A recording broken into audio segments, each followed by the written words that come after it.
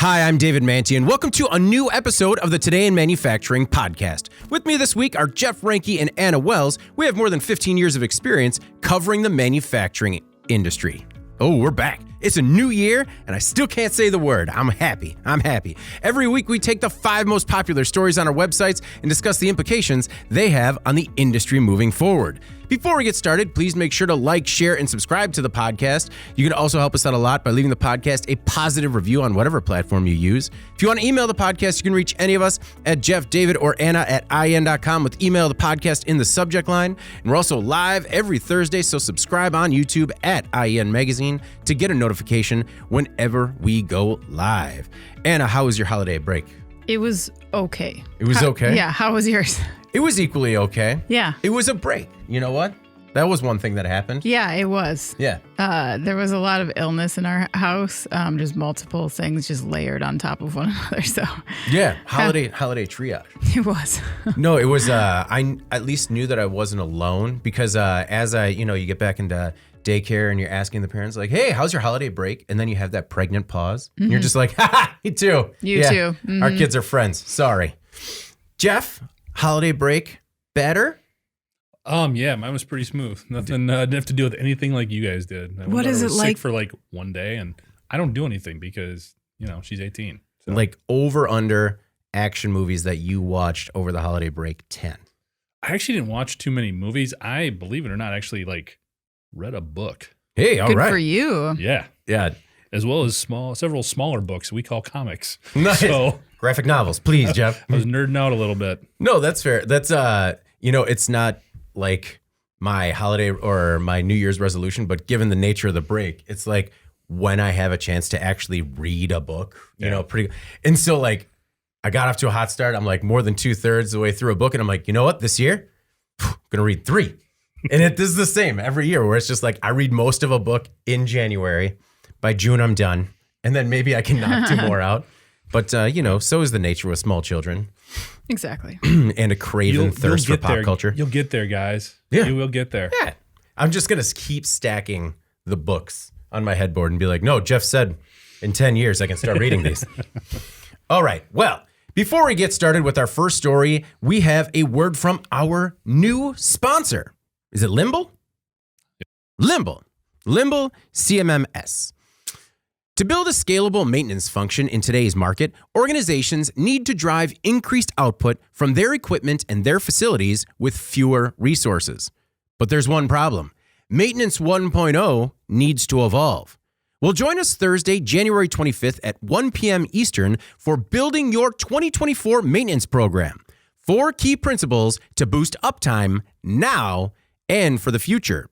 Learn which maintenance strategies you can leverage to boost uptime and why software, data, and technology are essential to the future of maintenance.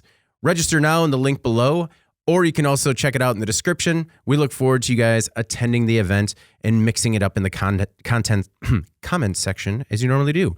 Also, a reminder that if you'd like to be a sponsor and help support the podcast, you can do that as well. You can reach out to any of us, and we can help make that happen. Our first story this week. Boeing delivers first extra-large autonomous submarine to U.S. Navy. Boeing has delivered the first Orca extra-large uncrewed undersea vehicle, or the XLUUV, or, as I like to say, the XLUV, to the U.S. Navy. The XLUV, designated by the Navy as Orca, is a new class of autonomous submarine that can perform long-duration critical missions. With the Navy's help, Orca has undergone several phases of at-sea testing, including above and below surface maneuvers.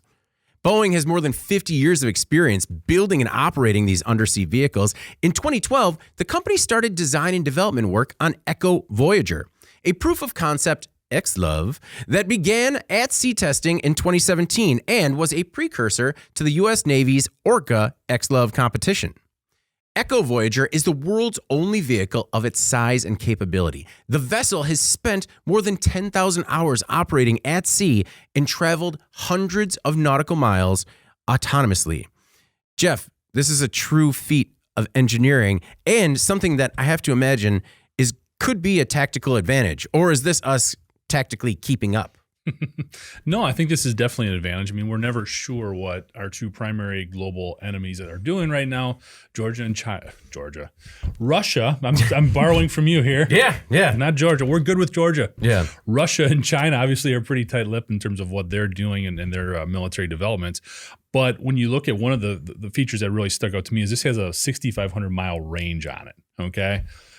That's about 6,000 miles from Hawaii to the coast of China. So I don't think that's just by chance. That's an accident. Gotcha. I do think that this is being developed. They're talking about some of the capabilities being laying mines and some of these other offensive type of strategies. I think this is really more of an information gathering type of craft. I think this is for sneaking up close and seeing what we can find out. Typically, mines are more of a defensive posture, so it'll be interesting to see how it is utilized. But when you're talking about keeping people out of the loop of danger, it would seem a lot of that surveillance type of mission would make a lot of sense here. We see it with other unmanned drones. We see it with other unmanned vehicles in terms of being able to gather video, take pictures, all that type of stuff. So purely speculating, I would think that might be more the application here for this, but it is amazing. I think what is incredible is in terms of the types of the amount of technology that can be put into a smaller footprint when you take the human being out of there. Yeah. When you look at the size of it, this was one of those things where we look at some of those mining equipment, we're like, we can't believe how big it is. This one actually blew me away because when somebody was standing next to it, it looked pretty small. Like it did not look just like this monstrous warship that we're used to seeing some of these submarines really represent. So I thought that was interesting. I think the other thing is, while we're pushing a lot of this autonomous technology for soldier and seaman safety, the other part of it is the Navy has a recruiting issue. They have been struggling to hit their recruiting goals. So while this has a great tactical application, there may be just a very more basic one here in terms of we don't have as many Navy seamen to put on these ships. So if we can make them autonomous, that helps with some of the recruiting and retention pressures as well that the Navy is dealing with right now. No, that makes a lot of sense. And one of my guilty pleasures during the holiday break was watching a couple of old Jack Ryan movies. Oh, yeah. And I watched The Hunt for Red October. So I read this like entire article in the Sean Connery. And I was just like, I hope that whoever designed the AI, that's, maybe it has a Scottish accent. Maybe it's Scottish Russian type thing. Maybe it has no, I like it because he leaned in. He's like, you know what? I'm Russian. Everybody gets that. I'm just going to be me. Anna, this program with Boeing has run for a really long time. There's been a lot of costs associated with it, but, Boeing has run into some issues when it comes into deliverability, kind of winning contracts and then not necessarily delivering on time. How does this play out when it comes to Boeing and, making sure that they delivered on time or the new on time? Yeah, the new on time. I think that's a good way of looking at it because no one expects that anymore. No one expects that. I mean, it's military, right? So no one really expects that of anyone. But yeah, I thought that was a really good point you made about the Navy's recruiting problem. And, looking at this in the context of that, how much money is probably being spent on maybe rushing some things to development that wouldn't have been top priority before. And, you mentioned the application they mentioned about laying mines and not putting sailors in harm's way. So I had to ask Jeff what that was. Yeah. Because I didn't understand, are they mines that go on the bottom of the ocean? Where are they going? Why are they going there? Do they kind of like lingering there? They just explode a whale or something? Or is it a ship? I don't. Jeff put a little more color to that, which was helpful with his military background. But the point is, as you said, it's a defensive posture, and it's something that you kind of hope you don't really have to use, and you kind of wonder how useful it is, not in a time of war. I don't know. So maybe this thing is being developed a little bit quicker because there's this need for, as you said, maybe a better surveillance method. More practically speaking, though, it can do a lot. It's got a huge payload capacity. It's fully autonomous, as you said, long range. It can operate independently of a host vehicle, which is huge. The Navy does have plans, they said, to expand this program even further And so the way they were describing this is this was a start to a gradual ramp up of more of these types of vehicles, perhaps I think to target what seems like, not just the geopolitical risks that we're seeing, military encounters at sea and stuff, but I think also you're seeing more risks to things like container ships. Yeah. So just knowing that the ocean maybe needs a little bit more policing and trying to augment the technology that already exists there with something that's new and autonomous to do that. Well, Ryan, who's watching us live, wants to chime in and just say Happy New Year, IN crew. Hi. And same Seth says, hey, Al, it's good to see some of the familiar, well, I guess not faces, avatars. Some familiar avatars in the comment section. I mentioned the new deadline because this project was a little late. It was originally scheduled to be delivered in December 2020. They're always late. But Boeing ran into contractor challenges and supplier issues. I mean, December 2020, it's a hard time. They kind of ran the gamut, though. They used every possible obstacle. They talked about COVID. They talked about supplier issues, supply chain. They really laid it all out there. Yeah. In terms of reasons. Could you imagine, that is a great time. You just win a hundreds of millions of dollar contract, and then it's just the world stopped. Yeah. And we need to have it by December of next year, Well, and plus they need to put all those hours of testing into it too. So, yeah, you can kind of get it. So, according to Bloomberg, Boeing beat out Lockheed Martin for this project in 2019. It was a $274 million fixed price contract that requires the company to absorb overruns above a certain threshold. So that's what I was talking about in terms of when it gets expensive, or, you sign this deal in 2019 and the world is about to triple or get 5 times more expensive. That's a bad beat. So winning this contract is one thing, but delivering on time is another. In Q1 of last year, and we've reported on it, Boeing had more than $1.3 billion in charges just in the first quarter for cost overruns on fixed price defense contracts. That's for Air Force One, the KC-46 tanker program, and the Navy's MQ-25 refueling drone program. So a lot of budgetary problems or challenges in working out for Boeing.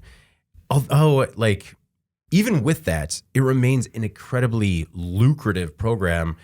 The Navy shipbuilding plan is budgeted for more than $4 billion just through 2027, and that's only for pilotless or autonomous systems. So there's a big budget there to win.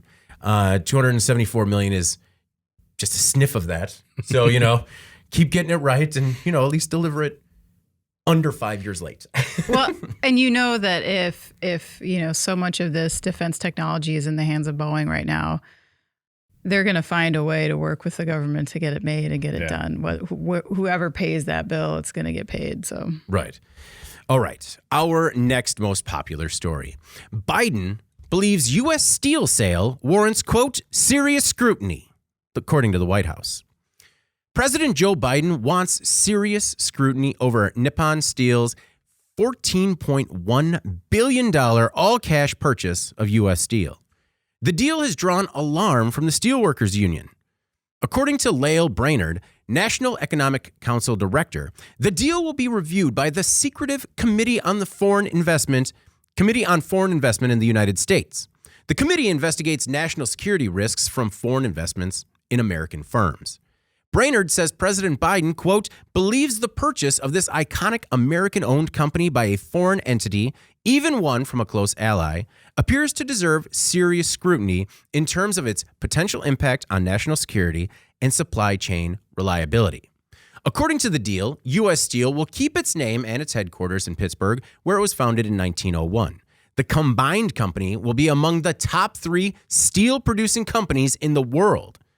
Chaired by Treasury Secretary Janet Yellen, the CFIUS screens business deals between U.S. firms and foreign investors, and it can block sales or force parties to change the terms of an agreement for the purpose of protecting national security. Plus, it has an acronym that just rolls off the tongue. The CFIUS, oh yeah, I've been working with them for a while. Jeff, is this just President Biden or his administration kowtowing to the United Steelworkers International? Yes.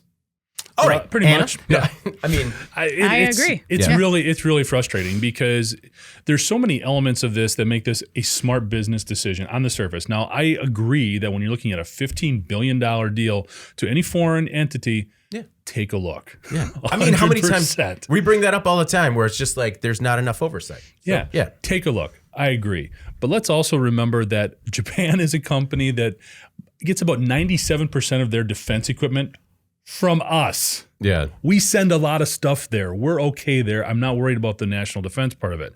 So I'm going to shift because I know Anna wants to talk a little bit about President Biden and some of those things. Just from a purely business perspective, look at it this way. First of all, these politicians are really over-romanticizing what U.S. steel is. Mm-hmm. Let's remember, it's the 5th largest steel producer in the U.S. Yeah. The acquisition takes this company at the bottom, Nippon, from number 4 to number 3. Yeah. It's not like they're leapfrogging everybody with this acquisition, okay?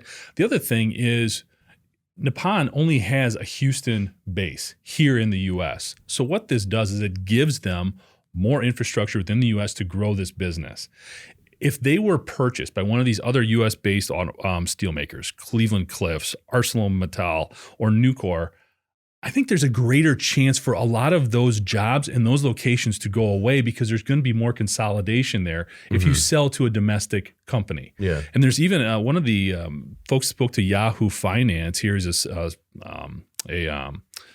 an analyst, I'm trying to bring up his name here, Josh Spores. He's an analyst at CRU Group, and he even hypothesized that this acquisition, because it was made by Nippon as opposed to a U.S.-based or a domestic steelmaker, is actually going to be better for manufacturing here in the U.S. because it's going to keep steel prices down. Mm-hmm. Okay, so there's a lot of economic benefits. The steelmakers probably benefited again because if it would have been a consolidator here in the U.S., there would have been some job cuts. There would have been some cutbacks. And that isn't happening right now. Nippon has come out and said they're honoring all the deals. There's still this huge facility down in Arkansas that U.S. Steel has going through that they just cut the ribbon on, I think, last month. So there's a lot of positive momentum here. Mm-hmm. And I think a lot of this backlash is coming because the steel workers feel like they weren't involved enough in the process, which that's fair. Okay, if there's one group here that has a right to voice their opinion, it's the workers to say, man, have we looked at this? Does this really make sense for the future of my job and our company here? Totally fair. For all these politicians to get involved, it's a lot of posturing. And U.S. Steel, I think, actually made the best possible move here. They sold to the highest bidder. Yeah, that's part of what business is about. Yeah. So, Anna, it's a battleground state. Mm-hmm. President Biden relies really heavily on the support of unions. Jeff gave us a simple one-word answer, and it sounded like you had the same.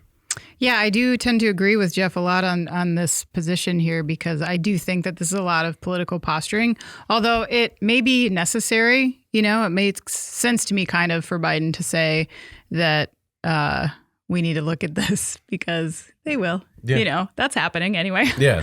And it almost impressed upon people that, you know, his administration cares about domestic manufacturing and the unions, of course, you know, because it does. But at the same time, as we've discussed on prior podcasts and as Jeff relayed here as well, the general narrative that's being created here is sort of ridiculous. I think that this is somehow an anti-American deal when you consider, A, how much bigger Nippon's offer was than Cleveland Cliffs, and how big of a manufacturing footprint this company already has in the United States. I mean, they've been here for 40 years. It's not like this is some fly-by-night.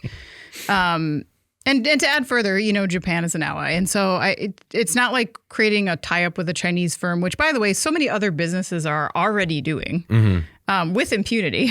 Yeah. But I think... So I don't know. I think it's easy to say that the deal requires a lot of scrutiny because any merger does. And you can say that without suggesting that this requires scrutiny more so than other deals would, you know?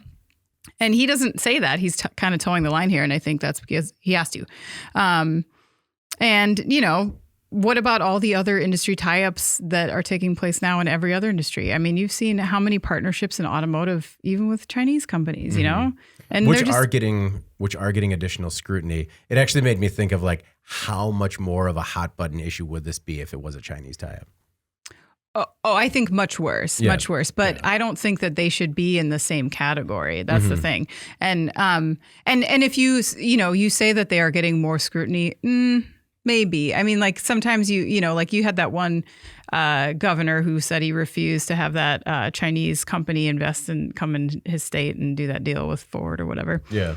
It was one time. I mean, it made a lot of news, but like there's a lot of money coming in from China that companies are happily accepting. They're sharing intellectual property. I mean, it's happening like every day. Yeah. And I also want to say too that like we have to remember too that U.S. Steel was like before this happened on the verge of unloading a lot of business. Its blast furnace business was up for sale already. I think it's kind of concerning to suggest that they be required to either continue down that path or take this low offer from somebody else, because Nippon's offer was twice that of Cleveland-Cliffs. That's a huge amount more. Rather than sell to Nippon, they should have done one of these other things.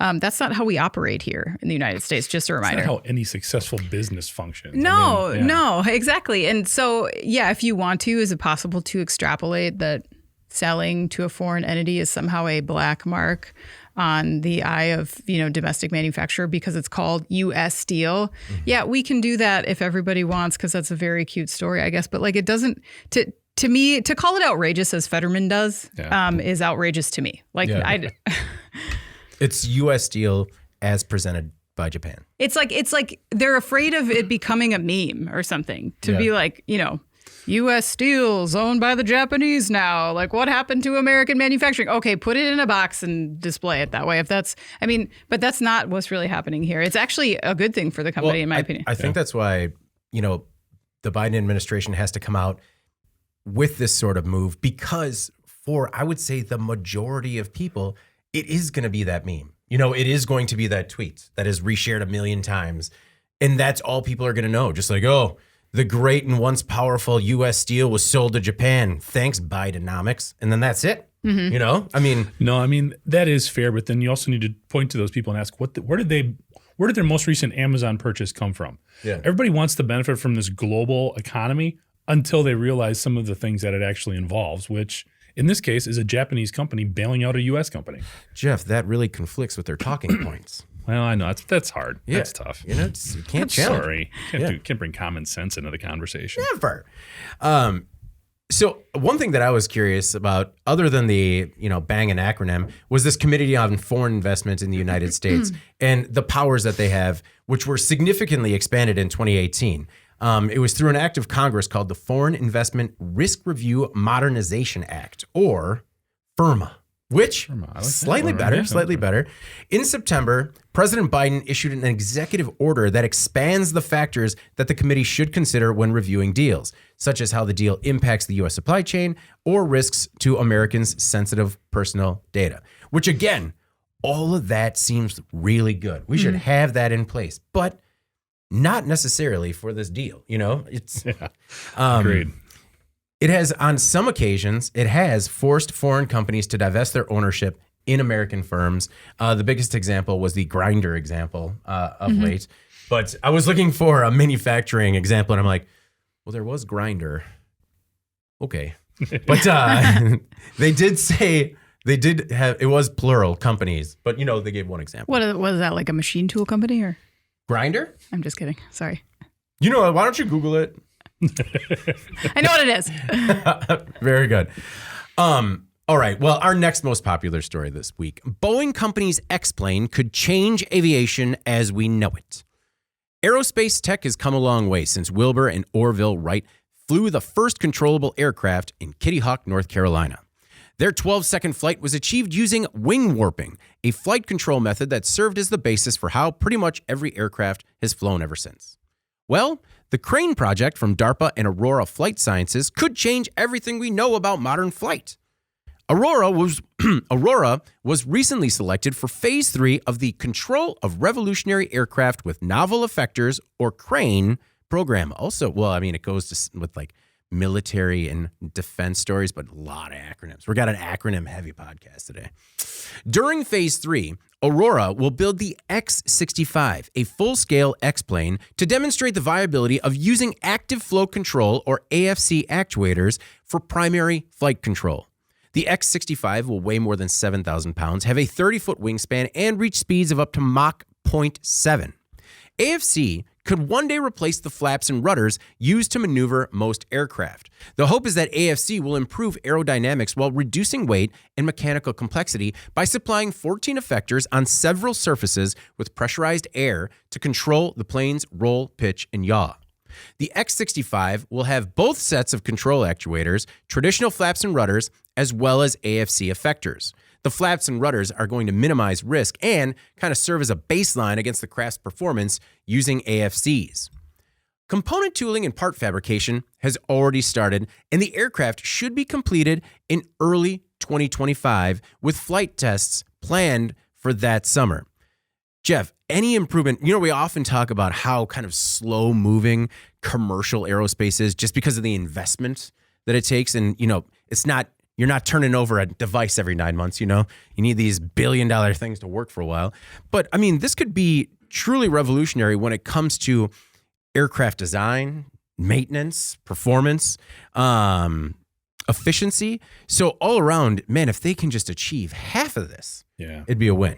Agreed. And I think whenever I see DARPA attached to these types of articles, that lends a lot of more credibility to it in my mind. They typically don't release a whole lot of information about prototypes or things that they're working on until there's been significant testing and it's a more proven entity than something that's just, hey, we got this really cool idea and we got some really smart people working on it and this is what we're going to do. Yeah. And they kind of forget all that stuff in the middle. They go from like the prototype to this is going to change the world and they forget everything else. With DARPA in there, that gives me a lot more confidence in what they're talking about here. And at the end of the day, when you're talking about aviation and you're talking about less weight, that means less fuel, that means better environmental conditions and fewer moving parts. To me, that just could revolutionize safety, airline aviation safety at every single level. If this can actually work by simply using, forced air to maneuver the plane, which is amazing. You did a really good job spelling this out, by the way, in the video. Oh. A really good job. It made a lot more sense. So yeah, this is exciting. Yeah. When you look at all the different sort of trickle down benefits that could come from this new technology and the fact that they do have not only some really smart people, but a really solid organization behind it, I think it's very promising. No, completely agree. And thank you. It was one of those where you got to kind of toe the line because we have a lot of aerospace engineers in our readership and viewership and listenership. And there were a couple that were just like, whoa, you're kind of oversimplifying. And I'm like, I can't go into the intricacies of wing warping. 90 seconds. Yeah. Trust me. All right. Just trust me. Anna, as Jeff kind of alluded to with DARPA, it's a magnet for me. Anytime I see DARPA's involvement, I'm immediately intrigued. But the idea of the X-plane and how it traces back, almost 100 years now, has just created truly revolutionary technology for the aerospace industry. And it seems like it's going to continue that going forward. Yeah. So I did I was kind of digging up some history on the X program. And apparently this X-65 is the first X since the Air Force redesignated the NF-16D variable in-flight simulator aircraft as the X-62A in August of 2021. But they say that is basically one of a few cutting edge advancements in this program that's been shaping aeronautical research for the last few decades, including the Bell X-1, which is the first airplane to break the sound barrier, and the hypersonic X-15. One more recent example includes the X-37 spaceplane, also the hypersonic X-51 Wave Rider, and the X-61 Gremlins, which I think people are maybe a little bit more familiar with. DARPA is also working on several other X-plane programs, including what's called the Liberty Lifter, a long-range cargo seaplane. Yeah. And the Speed and Runway Independent Technologies, or SPRINT program, for the U.S. Special Ops Command. So interesting to see that we're talking about how this technology might be applied to other applications, but it seems like they have an X-plane for every application already in progress, which is sort of interesting. I too am intrigued by the design and what that means for the future. There was a lot of talk about how this plane, because they're removing jointed surfaces, the design improvement, they say, could not only just reduce cost and wear and tear, but also theoretically enhance the 65's stealth characteristics, which is exciting potential. I don't think we need more stealth applied to commercial aircraft because planes are like almost hitting each other in the sky. So let's be less stealth. And on ground. And on the ground, yeah. And on the runway, just be less stealthy. Mm-hmm. So let's come up with a less stealthy design for those. But yeah, I know. Usually we jump from military into like cargo, air freight. And in this, I definitely see the potential for something like that. And obviously a lot of people watching the testing and development, it's pretty exciting because you don't always get to see something like this that takes a traditional design method for a huge category like aerospace and turn it completely on its head. So exciting to see what happens next. Yeah, reducing weight and mechanical complexity. And it also makes me wonder, like, so the last one was, what'd you say, the X62A? Like, what was in between that and the X65? Like, I want to know the X63 and 64 and what they were trying and what maybe didn't work. I know, it was only like 2 years ago, too, so... This has a really radically different design. And if we're looking at passenger aircraft, is that going to be unnerving? If this moves forward in terms of, we're used to what an airplane should, quote unquote, look like. Yeah. Right? So when you get into some of these new advancements, I wonder what the type of effect that might have on passengers just walking down the runway and seeing like, wait a minute. Yeah. I see all these other planes looking like the ones I've always been on. This one is really different. I think you're right, though. I think it will be unnerving. Yeah. I mean, people were unnerved when they had a new, what is it, like not elevator, but like a way to deboard planes that went over the wing and went to the second door. So that way you could deboard from both doors. And people are like, whoa, what do you mean I can go forwards or backwards to get off this plane? I don't like it. So, I mean, there's a lot of truth to that. This X-plane concept, as I had mentioned, was born in 1944. It was a joint program between the National Advisory Committee for Aeronautics, the Navy, and the U.S. Air Force.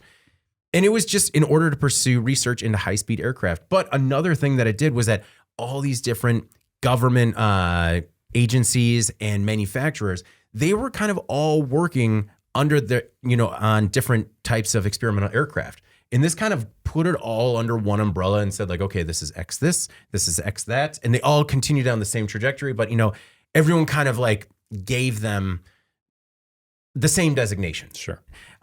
Just made it a little less confusing. Jesse, who's watching us live, it's always good to see you, Jesse. She says, God, anything to get off the plane faster. You're right, Jesse. But actually, I agree. When they figured out how to do that, then it collapsed and it like broke the wing. But they're still working on it. Did that happen? Yeah, that totally happened. That was when I was covering the aerospace industry. That was my first story. I did a story on how this new revolutionary product was going to happen. I was at, I believe, the Denver airport doing the story. People are coming off and just boom, cracked the wing right off. Didn't crack it off, but fell on it. You were there? It was like right after, like I went, interviewed him, did the cover story. It was my cover story, my first cover story ever. The guy like pictured in front of it, the cover of Airport Business Magazine. And like as soon as it goes to the mailbox, just like collapses, snaps it off. Man. Don't worry, Jesse. She says maybe not anything then, but no, they're working on it. But you're right. Anything to do it faster. Not anything, no. Just for context, that's back when we had magazines that we wrote for. Yeah. I went through the mail with paper. I'm sure I got one. We got a magazine. We got IN. We have 2 magazines, you guys. I know. Rude. But that we work on very hard, and despite an evolving production schedule that remains hard to keep your hands on. Do you get a lot of moving parts with the magazine? That's one thing that, I don't miss about the day-to-day ins and outs. Yeah, I mean, you live it. Yeah. Yeah. I do. Yeah. Sorry. Mm-hmm. Yeah. This demonstrator for the AFC is also going to show stability and flight or control in flight that could also help design trade space for future military and commercial applications. And I mean, I keep thinking, I don't know, but I guess I like the more futuristic stuff, Jeff. But you're right. Like when I see it, I'm just like, well, I'm not going to be the first one on it. No. I love a good flying car, but I'm going to let them be up there for a while. Yeah. They're going to be like, okay, you just need to, there's no jet bridge. You just have to get in from the bottom. Yeah. And then there's a ladder. Yeah. And especially the ones where you don't even need like a pilot's license. Just like, oh yeah, no, it's. We getting into this again? No. I'm just saying. We're not getting into it. I think the last time we had this conversation, I was the first one to swear on the podcast. Oh my goodness. Well, before My lands. Let's move on. Alex got really nervous. Oh, my goodness. Well, let's move on to a more feel-good story, depending on the way your angle on it. Let's hope so. Stellantis calls back 165 workers the week before Christmas. In March, Stellantis idled its plant in Belvidere, Illinois. The company said it was part of a transition from internal combustion to EVs, and CEO Brad Tavares said Stellantis needed to, quote, adapt to this new world. Some 1,350 workers were laid off indefinitely. Well, about 7 days before Christmas, 165 Stellantis employees came back to work. The workers returned to full-time positions supporting operations for the company's parts and service division, Mopar. By now, all of the employees should be processing parts for dealer distribution at a Belvidere warehouse. The move is part of the automaker's new deal with the UAW following a 6-week standoff that saw more than 14,000 workers walk off the job. During negotiations, Stellantis made big commitments to Belvidere, including a new battery plant joint venture, a Mopar mega hub, and resuming production at this idled plant. The deal represents a nearly $5 billion investment just in Belvidere by Stellantis. The car maker also agreed to eliminate the wage tier between Mopar employees and their assembly plant counterparts, making it easier to transition from a position in a manufacturing facility to one in a parts distribution center.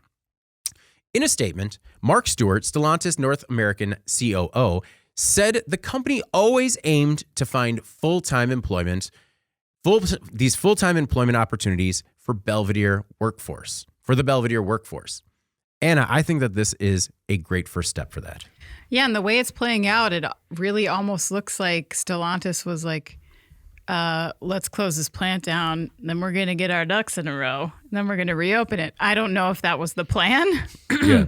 But a lot of things kind of fell into place for them. And Stellantis has not yet said for sure that this is going to be an EV vehicle plant at Belvidere, but I think the adjacent battery plant feels like a huge hint. And so a lot of people are just assuming that that's the case, that they're going to be building some sort of electric SUV there. And while everyone gives Illinois a hard time for their business climate, I will say that the state has made some moves to try to grab EV business. One is the Invest in Illinois Act, which created a $400 million fund to incentivize EV manufacturers to locate or expand within the state. Another is the 2021 Reimagining Electric Vehicles in Illinois Act, which reportedly provides a 75% state income tax incentive for automakers to retrain employees to EV production. So first, I just want to say that there's a little bit going on behind the scenes to help enable this plan that's outside of like what was happening with the UAW stuff. I think it made it easier for Stellantis in that case to say like, okay, yes, we have investments ready. We're going to do this. Secondly, Stellantis set a new record for profits in 2022. The first half of 2023, in fact, already. In Q3, its average transaction price climbed to nearly $58,000. So Stellantis has some solid momentum, though some analysts are pointing to what they're calling like a concerning trend of incremental erosion of market share in certain vehicle categories. The writing on the wall there, in my opinion, is that the company needs to come up with some compelling replacements for its muscle cars and some of the vehicles that are going away. And they need some exciting electrics. Instead of doing that, Stellantis is leading off its first North American electric vehicle launch with a Fiat. That is coming on the market in Q1. That's their first one. The good news is that it's cheap. The bad news is that it's a Fiat and that car didn't sell already. Yeah. So I don't know why they think that that's a good showcase of what they're doing with their. They'll never see it coming. I guess I was just surprised that that's what they're doing. Anyway, they don't have any market share with that vehicle, the gas version of that vehicle in the U.S. Only room to grow. Only room to grow. Mm-hmm. It's like $30-something thousand. I don't know. I think maybe that was more compelling 6 months ago. And now you're starting to see the prices come down on EVs, especially with what Tesla has done and Ford has done with their pricing. You're also seeing like the tax stuff kind of play in as well, the rebates and things. So So I don't know. I think that you can afford to employ more workers and operate more plants when you have a better strategy than they do. So I'm hoping that these workers who now appear to be in the EV auto industry are going to get a fair shake here, and that this is a long-term and consistent goal that Stellantis can deliver on. But they have some work to do instead of like bemoaning the price issues and all that stuff that they've been doing and the transition costs and all that stuff that they've been doing for 2-3 years now. They need to really look at like, what are the vehicles that people want to buy and when are we going to start making them? Yeah. Well, and I think if you look at it as a first step, because this isn't even really, it's a bad first step is what I'm saying. Because it's workers going back at a distribution warehouse, and they're still, in my opinion, game planning for what this EV is, the larger picture is going to look like. Right. So, I mean, I understand it's a feel-good story for about 10% of employees before the holidays. It's a gesture. But, I mean... Yes, I totally agree with all of that. I'm not saying that it's a bad thing. I'm just saying that, like, to support their EV transition, they need a better line of cars. Yeah. Otherwise, this isn't going to work. Yeah. Well, John Dearden, who's watching us live, and always good to hear from John, suggests that maybe these workers were building sleighs for Christmas. That's just foolish. That's the elves. These were stocking parts where people could trick out their cars. The elves make toys, David. No, the elves work on the sleigh as well. I mean, Buddy's dad works on the sleigh. Well, okay, sorry. A select few well-trained elves work on the sleigh. But he sources parts. So, I mean, maybe they're making parts for the sleigh. They're already manufacturing up there. I mean, I feel like when they're burning through like 90,000 Jack-in-the-Boxes, he's just like, yo, we're going to need a gear. Retool. All right. No. Take one out of a Jack-in-the-Box. Yeah. Actually, the entire sleigh is from repurposed Jacks in the Box. Is it Jacks in the Box? It would be Jacks in the Box. Okay. Yeah. Okay. Wow. All right. But they're only go the other way. I thought it was Jack in the Boxes. No, see, they're only repurposing the boxes though. God help what happened to all those Jacks. Do you say Tacos Supreme or Taco Supremes? I don't know because it's Tacos Supreme, but you would never say it that way because you sound stupid. Good to know. Yeah. Good to know. Segueing from Taco Bell. That is a tip for everyone. Jeff, Mark Stewart, Stellantis North American COO, he also said, through gritted teeth. This is a great first step in our plans to restore operations in this community and provide meaningful, high-paying jobs with excellent benefits for those who are still on layoff and eventually for many of those who want to return home. I think that it is a feel-good story for particularly for those who are still on layoff, but do you foresee anyone returning home?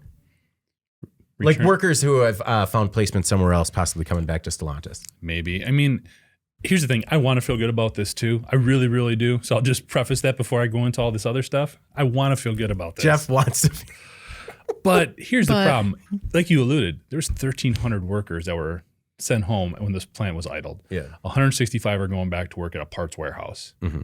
That is good. Yeah. Okay. It is, like you said, it is a good first step. But when you look at all of the other things, and first of all, I'm not sure I believe that individual when he says the plan was always to get all of these people back into this plant because we love it so much and we want to be here. Yeah. That is not what they said 6 months ago. Yeah. Okay. No, they said, what did they say 6 months ago? They said they got to adapt to this new world. Yeah. It sounded like sorry, but. Yeah, basically. And now when we look at all this money, this $5 billion that they're pumping in here, it's not coming anytime soon. So when you do look at the number of individuals who are laid off, the other opportunities you would hope exist in this part of the, that geography that they can do, how is this going to, kind of come together? This parts warehouse isn't going to be completed until 2025. So what does that mean in the meantime? Yeah. Plus, let's be honest, these things never happen on time and on budget.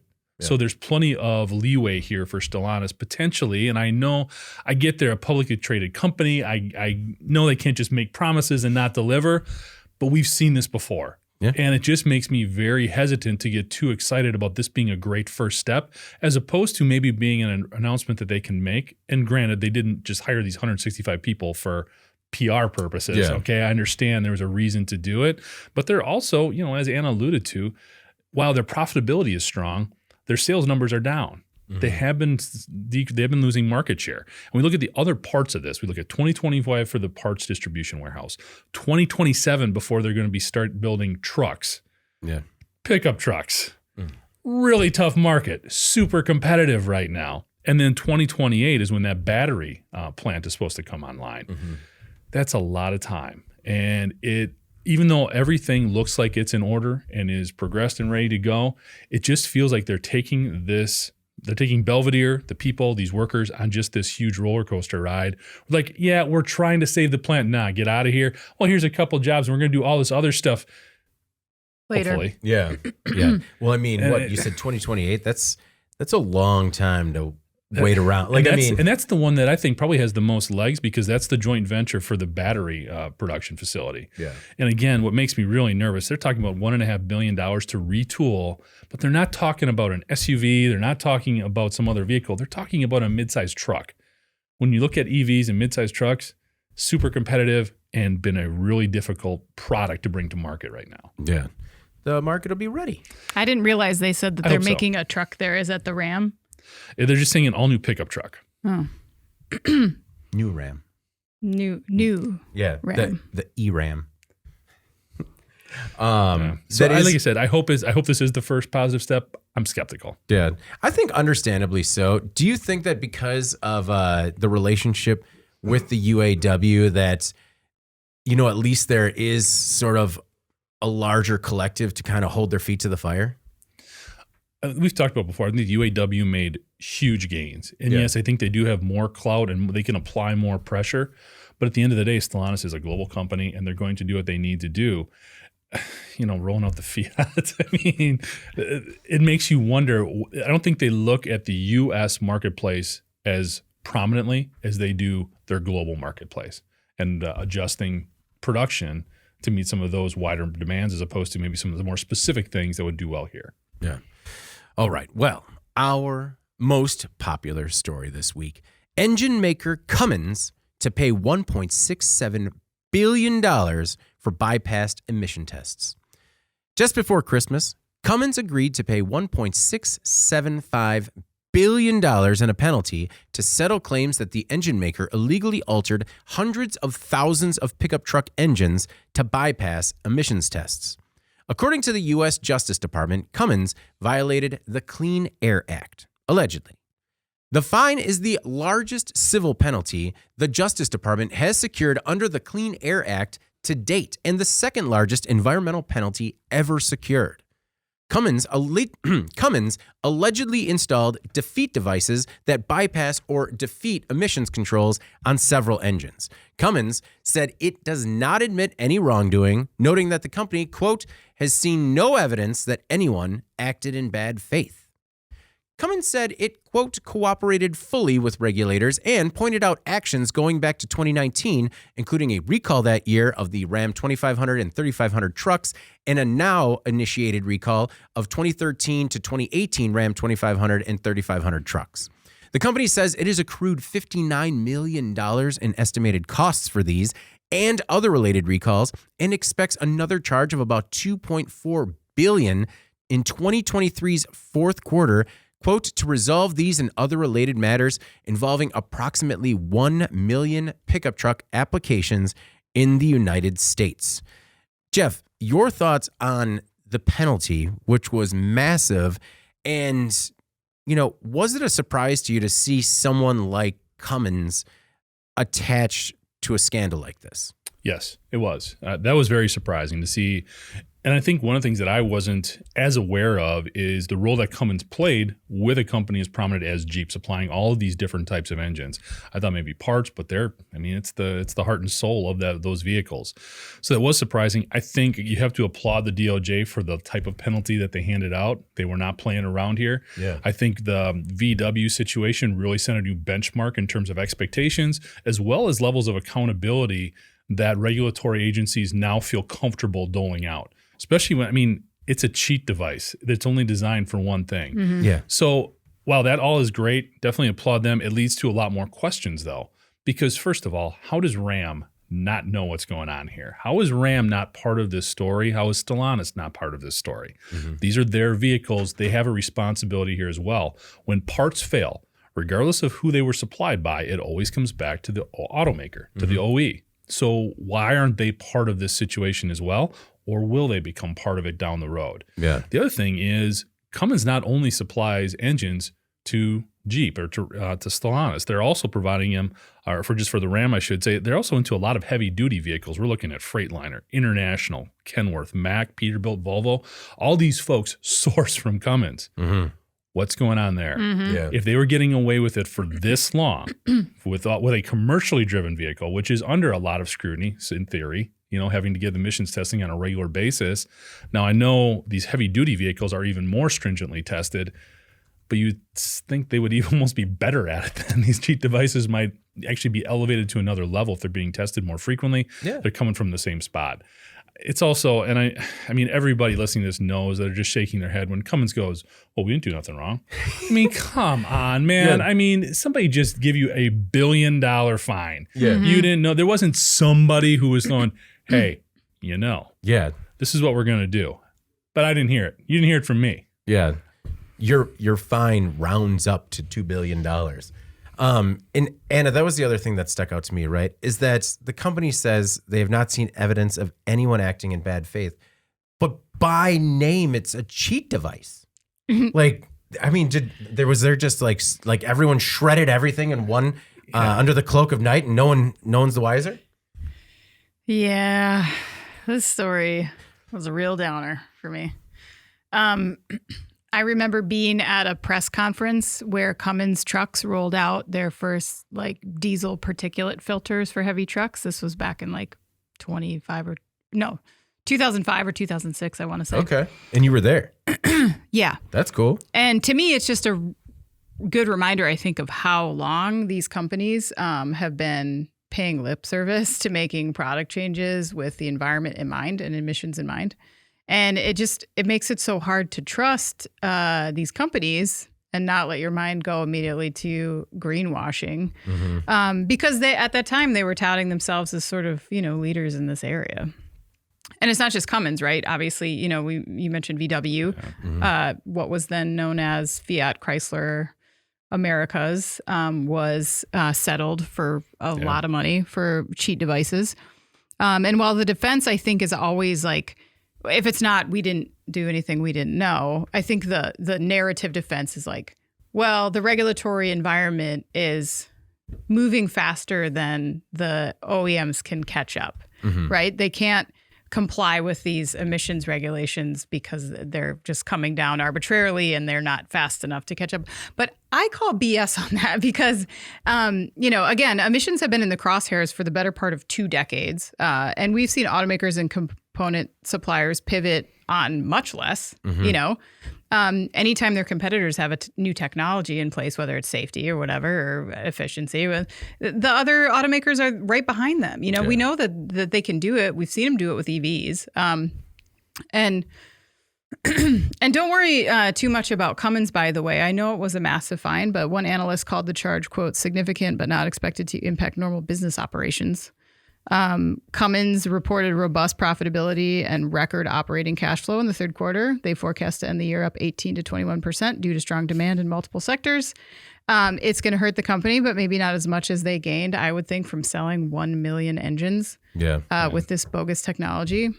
And what really grinds me the most here is I just feel like these companies, when it comes to the environment and emissions, they never get villainized truly, because to me, it's like firing a gun into the air when it's already raining bullets. And then how do we prove that I was the source of that? It's how can you prove that Cummins engine gave your kid asthma or your brother cancer or whatever that is, because it's everywhere. It's easy to demonize a factory that you get salmonella from and they can trace that back or, something like that. But in this case, it's just so much harder to pin the blame on something that's characterized as increasing risk.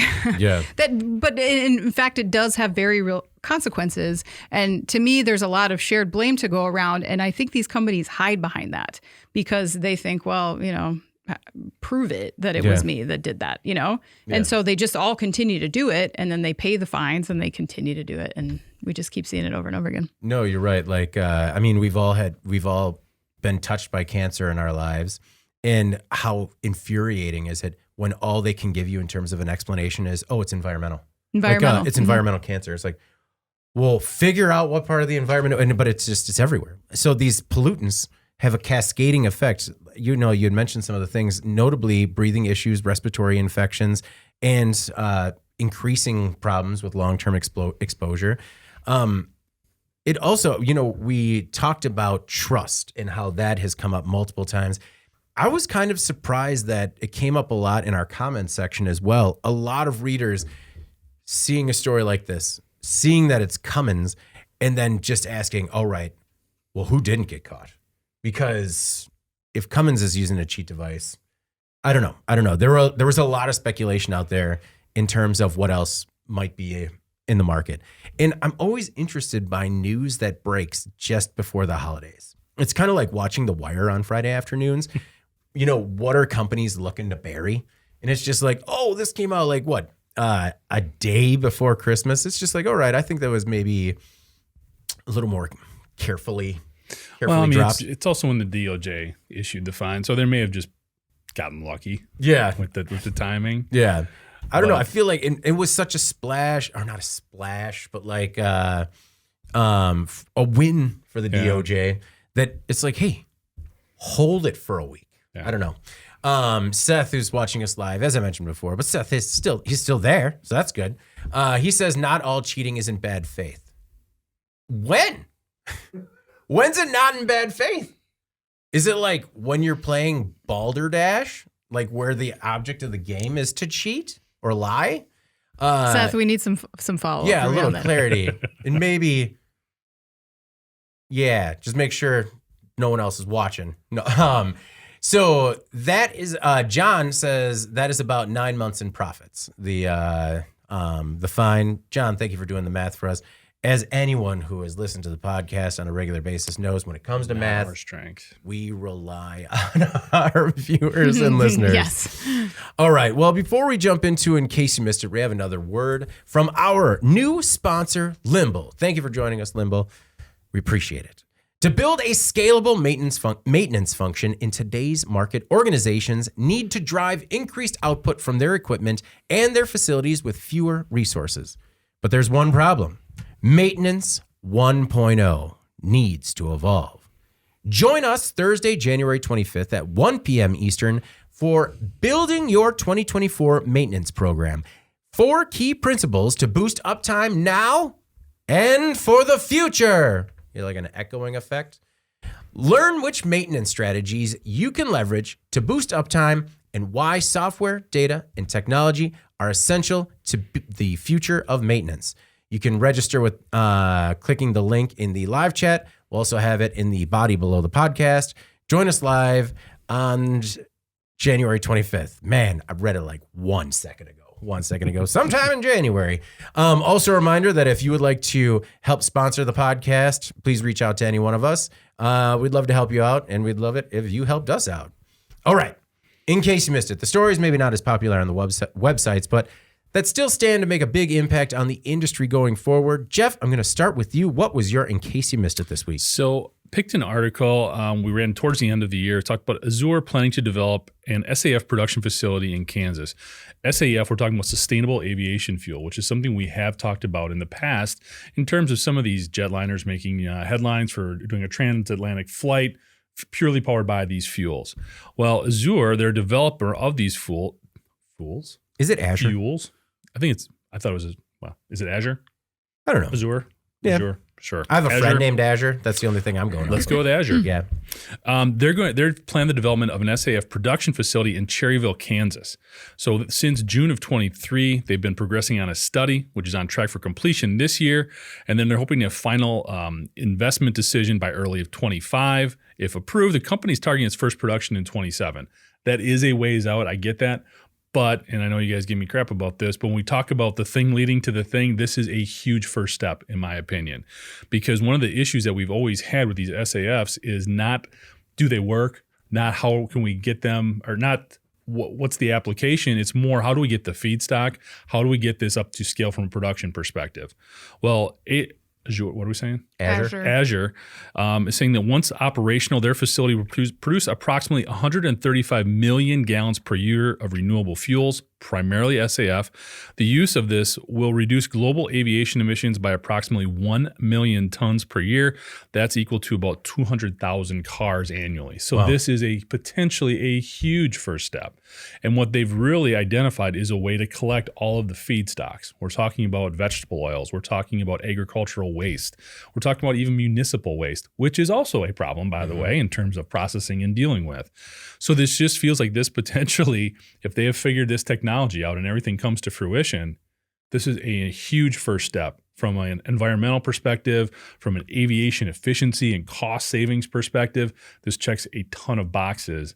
And the fact that it's in Kansas is also kind of interesting. Yeah. When you think of the central location, we've heard of Kansas and Oklahoma becoming a bigger player and attributing some of these new age technologies to their geography.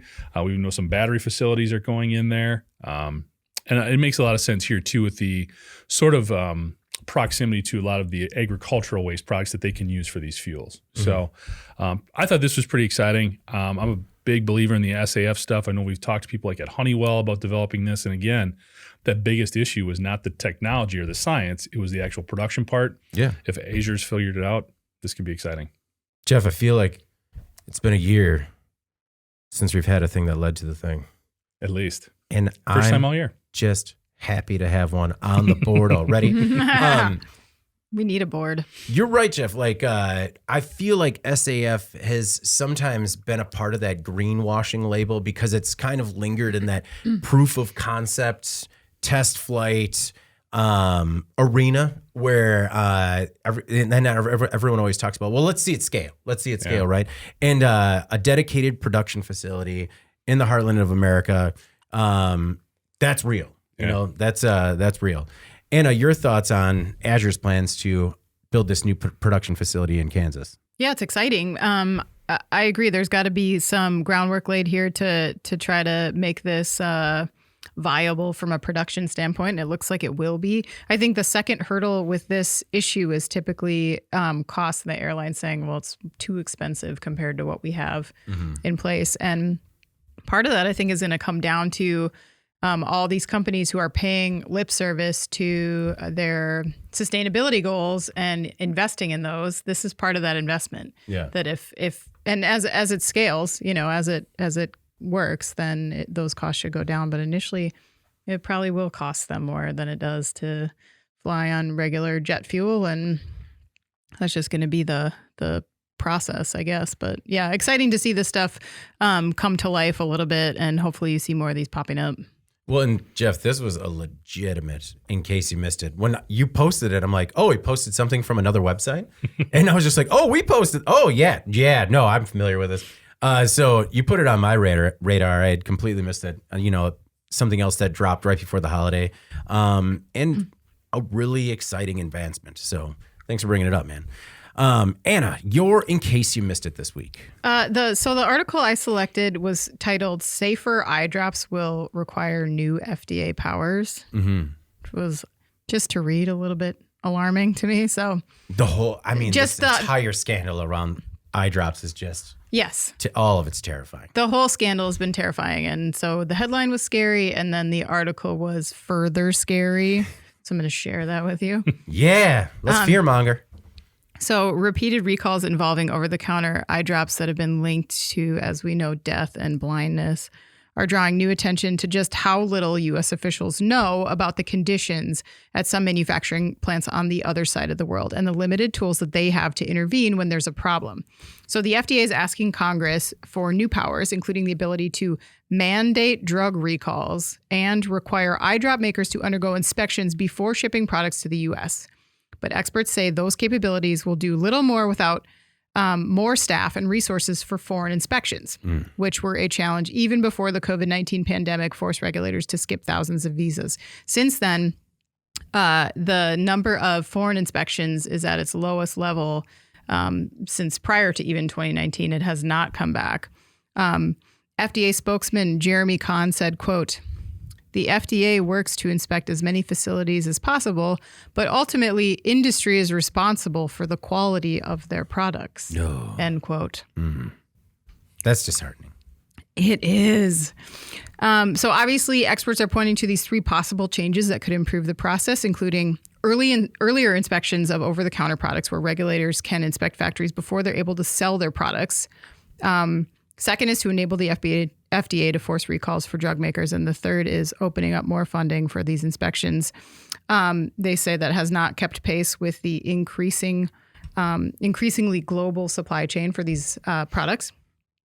I selected the story because I was so alarmed by the characterization that over-the-counter pharmaceuticals like Eyedrops can be manufactured overseas after just a few days worth of electronic form filing is basically how it was described in the article. No inspection, nothing needed. Yeah. That's unacceptable. And so when we go after regulatory agencies and say that they have too much power or that regulation hampers business, like think about what we also give up.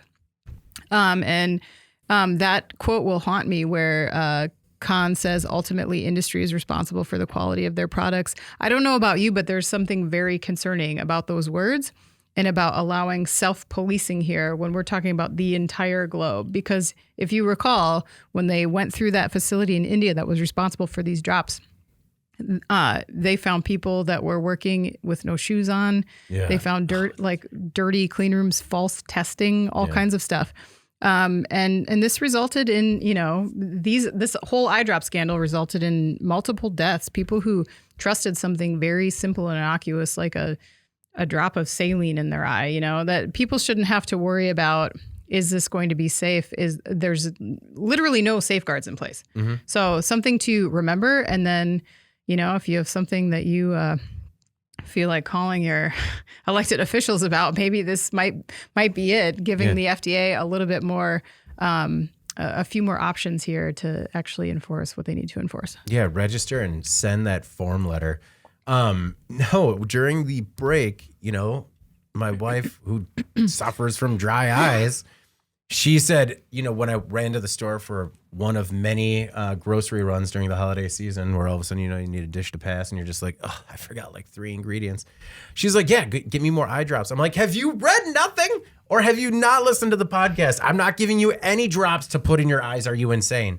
And she's like, well, so I did switch to a name brand stuff, and you do look at where they were manufactured. There's a few that are manufactured in the U.S. Yeah. So you can look for those, yeah. And also, if you go to the Eyedrop section, it is sparse now. So they have done a little bit in terms of getting some of those off the shelves. But you're right. This article is just a reminder of like how there could be some pretty simple fixes. Like, and it wasn't just funding foreign inspections. It was funding foreign inspectors. Just get a couple of boots on the ground in India, China, and other countries where these are manufactured.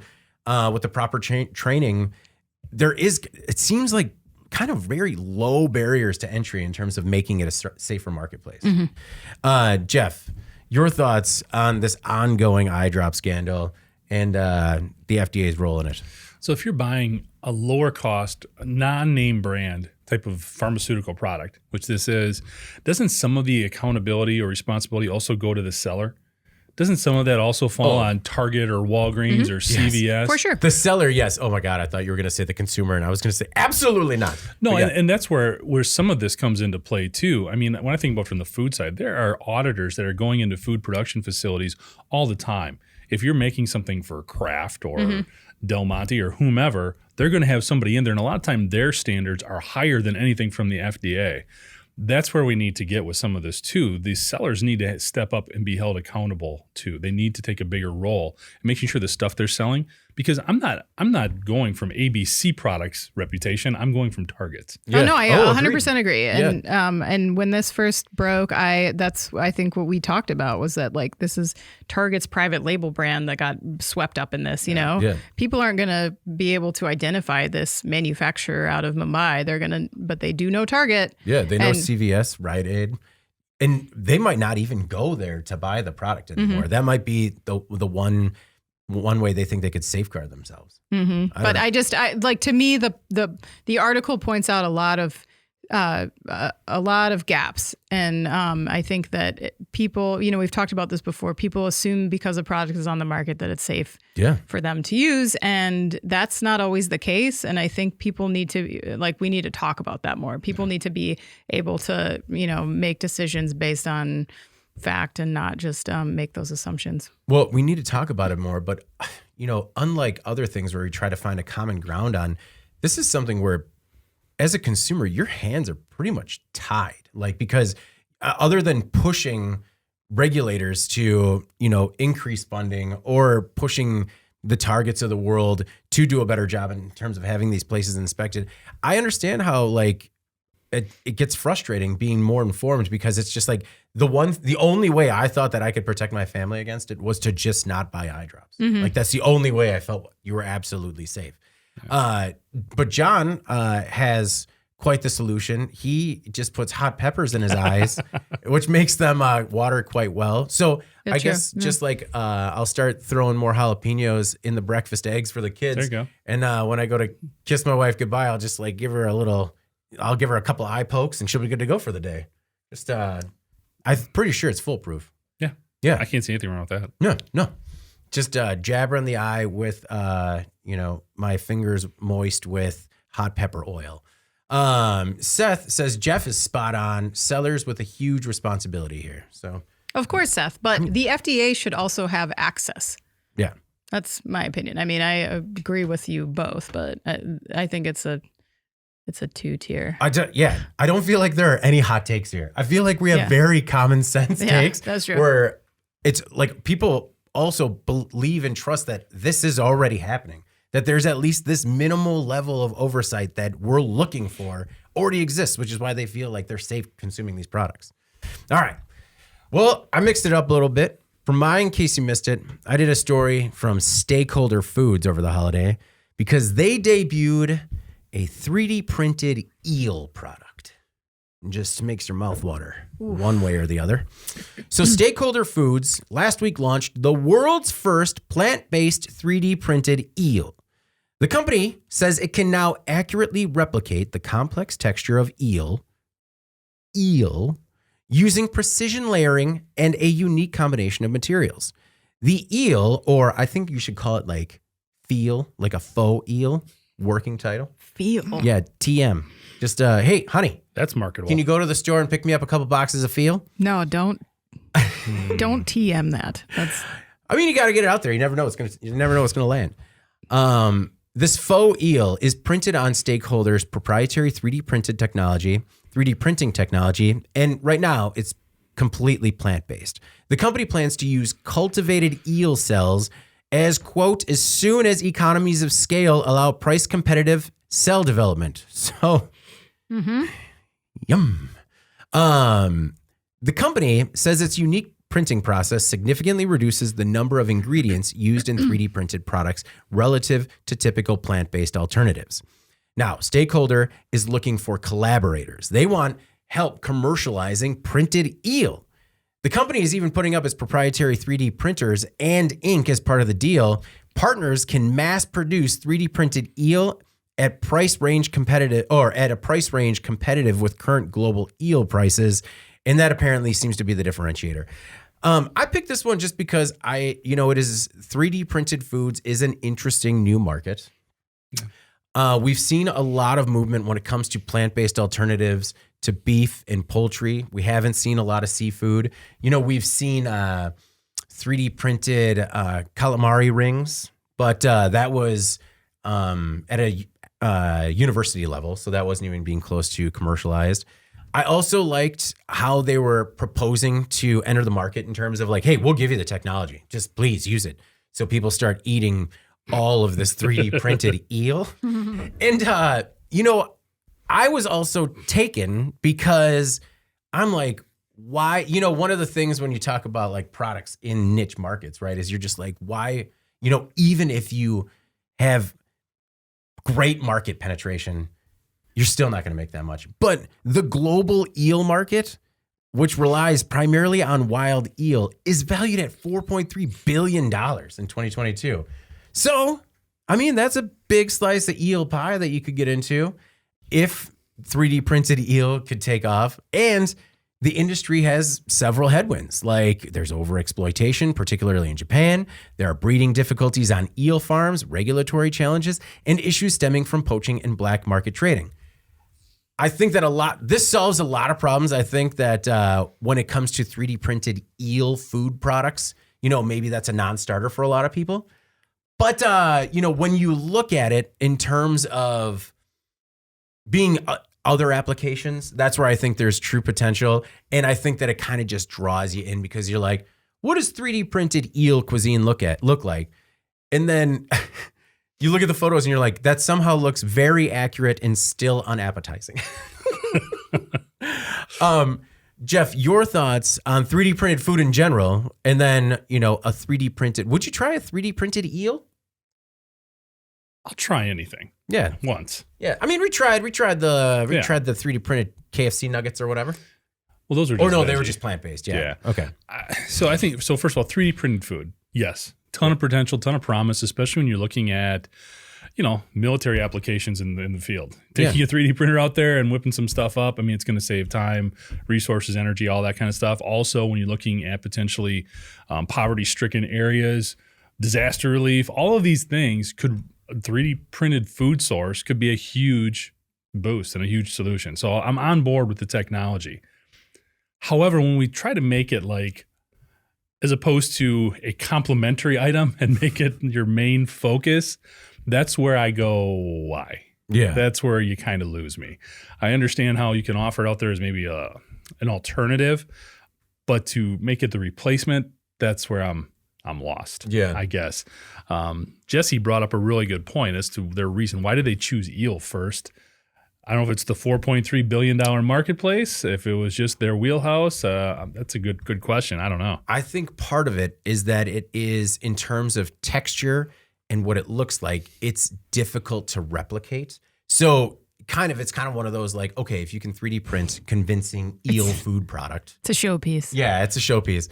But also, I mean, Jeff, I see it on the other end too, where I see this being a showpiece for pop-up restaurants or high-end cuisine where you could make, kind of how we talk about shapes that are otherwise manufacturable, food that you could otherwise not make in any other way unless it was 3D printed. I mean, come on, they had a restaurant, pop-up that was cat food, So I see that there's at least some market. I don't know if it's nearly as large as they think it will be, but Anna, would you try, I mean, it's plant-based, so, it's in your wheelhouse. Would you try a 3D printed plant-based eel? No, I don't think so. No? It doesn't look appealing to me at all, but because eel is not appealing to me, I get that it's plant-based, but no, I think that I would say, Jesse, if I had to guess why they went for eel, and maybe it's to show off their capabilities, I don't know. But if you look at, it's a very regionally specific cuisine, according to the web, more than 2/3 of the eel consumed globally is consumed in Japan. Yeah. So it's not for us. So we don't have to get it. But also I think there's no competition in plant-based seafood, compared to what you see in plant-based chicken, plant-based burgers, where everyone's fighting each other for this very small market share, and companies are going out of business and stuff. This is sort of a niche play. But we did do a story on plant-based shrimp. Shrimp, yeah, I remember. Okay. Yep. Wasn't that called shrimp? Shrimp and Freel. I think it was shrimp. Shrimp and Feel. Yeah, something like that. It's the new surf and turf. It was gross. Mm-hmm. Yeah. It did look gross. It looks kind of fish meaty on the chopsticks. So I don't know. I think maybe at least they have a unique product, and maybe that will carry them through. I mean, this is obviously just R&D with a press release. I don't know that people are really buying this at a restaurant at this point. So I do think people would buy this. I think people would buy it. I think they would try it. And I do think there's a big section of people that are trying to move into completely plant-based diet. And I think this would appeal to them. You think it would appeal to them? I do. Well, only because I've seen them eat things that are way worse. Or you can't tell me that looks any less appealing than tofu. I 100%. I'd agree with that. Like to me, This looks more appealing than like, soy cube. I don't know, not to me. All right. Well, maybe you just don't like the brown sauce. Maybe you need like a darker hoisin. Seth says it's a hard pass on the fake eel. Yes. What Seth. if it was paired with cowboy candy? I'm just saying. Jessie says she would it would appeal to them. I mean, really, they just did it for the marketing. Well done, Jessie. When you have something like eel in the name, really, there's just so many different ways to trademark that. Well, all right, let's, before we get into our final thoughts, let's move on to the contest. We had no winner for the contest. We had a bunch of wrong answers, so thank you for that. But, I just figured with multiple choice, it'd be, just chance. But the question was, in 2022, how much recycled paper waste did Sellers use to create its wipers and shop towels? It was 3 million pounds, 12 million, 17 million, or 22 million pounds. Everyone seemed to think it was 3 or 22. It was actually 17 million pounds. That was the winner. So we have another trivia question offered by residential trivia expert Nolan Beilstein. His question, which he provided with his trivia expertise for this week, is which of these 4 industries spent the most on shop towels in the United States? So, of these 4, what 2 spent the most money on shop towels in the United States? And honestly, I was a bit surprised by this. The 4 industries are the printing and publishing industry. Makes sense. That's where we live. Auto repair. Yeah, we've been to that printing facility. You need shop towels. Auto repair, services, and parking. Makes sense. Automotive dealers and service stations. Those are 2 separate ones. And industrial machinery and equipment. Of those 4, which 2 spent the most money in shop towels in the United States? And they are the top 2 spenders in the United States. Just a reminder that our giveaway comes from our friends at Sellers. Winners will receive a Sellers tumbler, a white rags box, and a shop towels box. Founded in 1985 and headquartered just down the road in Milwaukee, Wisconsin, Sellers is a leading manufacturer of shop towels, multi-use disposable wipers, towel and tissue and absorbent products. Sellers products sold under the Toolbox, Clean Task, and Mayfair brands are made from recycled and renewable materials. They are high performance and good for the environment. So, of these 4 industries, which 2 spent the most on shop towels? It's printing and publishing, auto repair, services, or parking, automotive dealers and service stations, or industrial machinery and equipment. All right, let's move on to our final thoughts before we get out of here this week. Anna, what's your final thought? Come back to me. Jeff, I was thinking about final thoughts this week. Mm-hmm. What's yours? So the week before Christmas, we welcomed a new kitten into the house. Can you share the name? Yeah, Echo. Echo? His name is Echo. Solid. He is pure black cat, black as your shirt, very cute. With the eyes, that's all you see sometimes when he's coming into the room. So it's been a little bit of an adventure with a kitten. They get into everything. He's kind of fearless. Also very fluid almost. It almost looks like he doesn't have a backbone with the way he can squirm around things and move around. New Year's Day. Now, I guess maybe backing up a little bit, we've lived in this house about 10 years, and there are some things that the individual who lived there before really did a poor job on, but it's mixed with this weird also element of way over-engineering other things. Like I tore down a fence in the backyard. He didn't treat the boards, so I could have just knocked them out with a plastic hammer, your kid's toy hammer. Yeah. But they were put into the ground with 4 feet of concrete. Okay. Metal post. What are we doing here? Yeah. It's wildly inconsistent. So one of the things he did downstairs is he put in some shelves. The shelves were not good. They were I don't even know what you put on these shelves. They weren't very wide. They weren't straight. So I knocked them down. But what he had done is attached a piece of plywood behind them, and this piece of plywood butted up to the stairs. Yeah. But it went against the 2x4s for the railing. So there's a gap between the landing on the stairs and where these the back of the shelf is. Yeah. Now it's been there forever. Yeah. We've had 2 cats in there before Echo. Mm-hmm. No issues. Yeah. The cat was playing in the Christmas tree and I got mad at him and I put him downstairs, closed the door. Yep. And about 20 minutes later, our other cat he's right at the door and he's just looking at me. I'm like, what? So then I hear meow, meow. So I go down there. Somehow Echo had managed to fall in this little crevice. Oh, no. Right between like the 2x4, the plywood. So it's about 8 inches wide. Yeah. And about 6 feet down. Oh, man. Oh, so man. all I can see are 2 little eyeballs looking up at me. Meowing. I don't know if the cat's hurt. I don't know what's going on. Yeah. And meanwhile, so my wife finds out and she's like, so what are you going to do? I'm like, I have no idea. And she keeps asking questions. I mean, I understand she wanted to help, but in that instance, the worst thing for me anyway is don't keep asking me questions. Yeah. There's no like set procedures for removing a cat from underneath a stairwell. Yeah. Did you like create a small cat ladder? That would have been an idea. I did not think of that. I wasn't sure if you would get it. Yeah. I don't know. Yeah. So I'm looking all around this. What I ended up doing, and it was actually somewhat simple, is I just pried off the piece of plywood that was attached to these shelves. Yeah. But in the meantime, you've got all these nails sticking out. Oh, no. Yeah. So now it's like, how do I get the cat out? Yeah. You know, because it's going to come flying out of there. Oh, yeah. Hopefully. As soon as it sees daylight. Exactly. So my wife had to get down there and like play catcher while I'm figuring out how to pry this board apart to get the cat out. Thankfully, the cat emerged with no harm done. Oh, my God. We found about 50 of the glitter ball toys that they play with back there. Okay. That's why he went in there. I think he chased the ball and went in head over heels. Oh, my goodness. Right down there. So that was an hour of my New Year's Day, figuring out how to get the cat out of the stairwell. Happy New Year. Yeah, that was an interesting one. Otherwise, and I'm still happily married, thankfully. Things still smooth with Echo?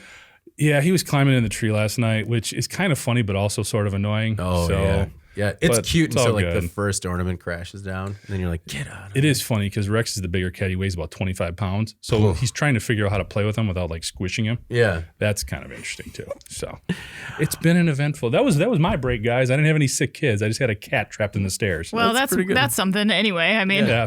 No, that is when we bought our house, we heard the tale. Apparently, the previous owners had a cat. When they finished the basement, the cat got trapped behind the new drywall. They had just finished the basement, and they like tried to track where the cat was from the meowing, but essentially just had to start punching holes in the new drywall and just tearing out walls. And we're just like, okay, did they ever figure out how it got in? just painted over it. Yeah, we have two cats. And luckily no similar traps, but man, that can be. So hey, if you've got a better, cat getting stuck story, send it in. We'll get you a T-shirt and a can koozie. Oh, actually, I'm very interested in that. Very interested in that. My final thought this week is just, it was the holidays, and sometimes people like to go over the top to see who can spend the most money or who can win gifting. I know that some parts of my family like to win gifting. Like, yeah, but did it make her cry? And it's just like, well, no, but she enjoyed it. Like, there were no tears, but it was nice. One of my favorite gift this holiday was, we're doing something right because our oldest is a very generous kid. Like, our neighbor, she was born on Christmas Eve, and like the neighborhood thing is that everybody gives a card. And he was just like, no, we can't just give her a card so she doesn't have a present. And so he insisted on like giving her, actually at first he like cleaned out half of his toy chest. We're like, just pick one thing. And he also gave gifts to all of the family. Like he took bags from our pile of bags and filled them with his toys and Pokemon cards and books that he had, he makes these books out of paper. And it was just the most thoughtful thing in the world. And it was my son's favorite thing. My littlest was his gift from Des too, because they play together. He knows everything he likes. And of all the things he gave us for Christmas, he only took back the Pokemon cards. Like everything else, he was just like, and he knows that he gave me this specific car, And when I went to try and put it back in his toy chest, he's just like, no, this is yours, Daddy. I gave it to you. And I'm like, warms my heart. So I'm gonna cry now. I know, right? I'm getting emotional. I haven't seen other adults other than your mother in like 2 weeks. But no, so just, the gifts don't have to be the most expensive. That's very cool. They can sometimes just be from the heart and still make a big impact. Anna, we come anywhere on the final thought? Or? Yeah, Okay. My brain is sort of fuzzy still from like spending the last 2 weeks and whatever happened there. I don't know. Triage. Yeah, it was. But it was nice too. If everyone was going to get sick, it worked out that that we got the kids got a bunch of like games for Christmas. Board games? Yeah. Oh, very cool. So I learned how to play Rat-a-tat cat and Slap Burger. And Sushi Go and Spot It. And then also they got Guess Who for Christmas, which was the game I always wanted when I was a kid, but never got. No? Never got it. Oh, man. Those all sound like winners. I'm going to need to know a little bit more about those. The game that we got that I was so happy to see come out of a package was Don't Break the Ice. Oh, that's a good one. Yep. And I mean, okay, you're entering like a level of danger when you have two boys and don't break the ice. You know, those hammers start going. But no, it's I'm glad you got to tell me more about those because family game night is a thing that's disappearing, and it's important to help like kind of keep that family unit together. Well, I can see why it's disappearing because there's got to be like a sweet spot where you can play games with your family without them getting like mad at each other. But the kids are still like, so the 2 6-year-olds, they're still very bad at losing. Oh, yeah. So there's definitely some drama. But any board tossing? No board tossing, but Okay. there's definitely some like stomping away. Yeah. Yeah. No, Which you'll have stomping away anytime, you know. Yeah. Now the like green Candyland man, we still don't know where he is. Yeah. Yeah. He's somewhere. He got tossed. Yeah. He's in the wild. All right. Well, before we get out of here, please make sure to like, share, and subscribe to the podcast. Also, you can subscribe to us at IN Magazine on YouTube. Next week, we're looking at doing a giveaway during the live event. If we get 10 likes during the live, and if you leave a comment, we're going to pick someone at random to receive a shirt and a koozie. So a little extra incentive to join us live, a little extra incentive for us to do it at 1:30 too.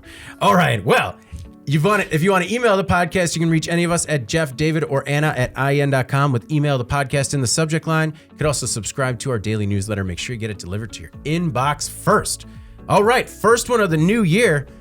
For Jeff Frankie and Anna Wells, I'm David Mantee. This is the Today in Manufacturing podcast, and we'll see you next week.